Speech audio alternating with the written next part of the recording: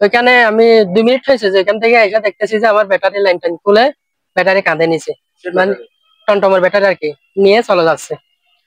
তো আমি বলতেছি কি আমার ব্যাটারি কেন নিয়ে যাচ্ছে, ও কিছু বলে নাই, ব্যাটার মধ্যে শুয়ে থাকছে। তো এখানকার লোকজন অনেকগুলা পাবলিক জমা হয়েছে। তো সবাই আমি ধরে ফেলছি, ধরে সামলাতে বানিয়ে রাখছি। বানিয়ে রাখার পরে ওরে মারতে দেয়নি, 2-3টা মনে হয় তাবা দিছে, এরপরে মারতে দেয়নি। তো লোকজন বলতেছে ওদের মারলে তো হাতের গিয়া চলে যাবে, ওদের মারিও না, এখানে গিয়া করে রাখো।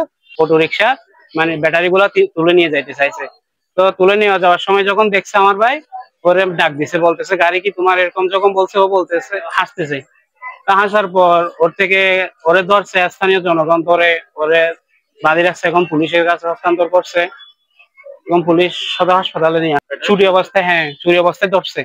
স্থানীয় জনগণ ধরে পুলিশকে ফোন দিছে, পুলিশ এসে ওরে ধরছে। কক্সবাজারের একমাত্র হসপিটাল যেখানে রয়েছে ICU, HDU, CCU, NICU, PICU, সংকটাপন্ন নবজাতকের জন্য স্ক্যানো, ক্যান্সারের কেমোথেরাপি সহ চিকিৎসা সেবার সমৃদ্ধ আয়োজন। রয়েছে 24 ঘন্টার জরুরি বিভাগ। দেশসেরা বিশেষজ্ঞ চিকিৎসকের সমন্বয়ে সর্বাধুনিক চিকিৎসা সেবায় আপনার পাশে ইউনিয়ন হসপিটাল।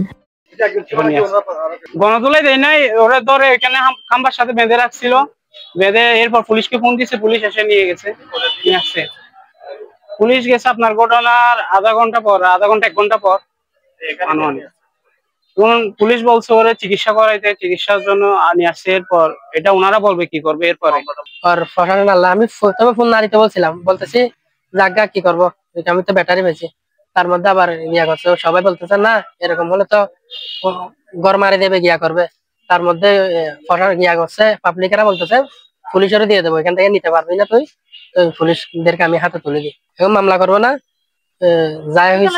যা হয়েছে হয়েছে, সুরজ জন্য আমি কি আর মামলা করবো, ওর তো গার্জিয়ানও দেখা যাচ্ছে না, কিভাবে মামলা করবো। হচ্ছে আপনার ট্রিপল লাইনের কলের মাধ্যমে যাওয়ার পরে দেখি যে পাবলিক বেঁধে রাখছে ওয়ালের ভিতরে, পরে আইনে প্রাথমিক চিকিৎসা দিলাম এবং চিকিৎসার পরে বাদী আছে সাথে আইনানুগ যে ব্যবস্থা নেয় ওনার, তখন আমরা ওইটার ব্যবস্থা নিব।